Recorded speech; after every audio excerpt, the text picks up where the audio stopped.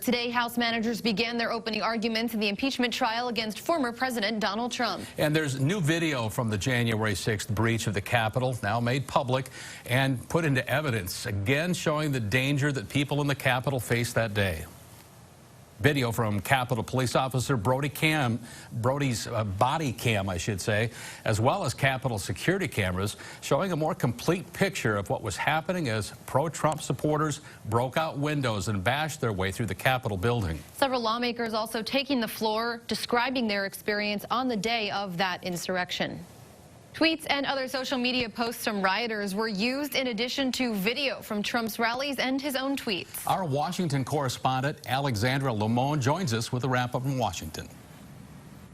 Tim, Sophie, today we only heard from one side, the House impeachment managers, and they also revealed new court documents with statements from some of the rioters who reportedly said they wanted to shoot and kill lawmakers. The House managers tried to argue that's all because of President Trump.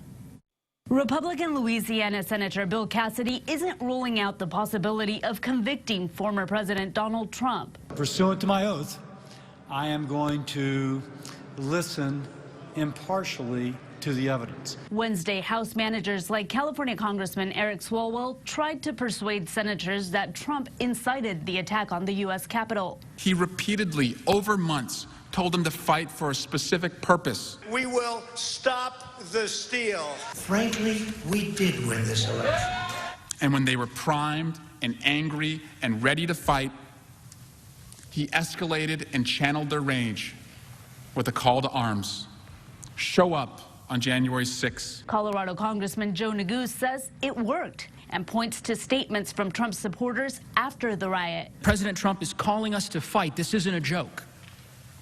Another one. I thought I was following my president. I thought I was following what we were called to do. House impeachment managers also revealed new video and audio. They're throwing metal poles at us. 150, give me yourself, your nails, yourself. Lead impeachment manager Jamie Raskin refuted the claims that Trump's words are protected by the First Amendment. It's more like a case where the town fire chief, who's paid to put out fires, sends a mob not to yell fire in a crowded theater, but to actually set the theater on fire. Again, we only heard from the House managers today, and we will only hear from them again tomorrow. And then after that, for the next 2 days, we will hear the defense from Trump's lawyers. Reporting in Washington, Alexandra Limon.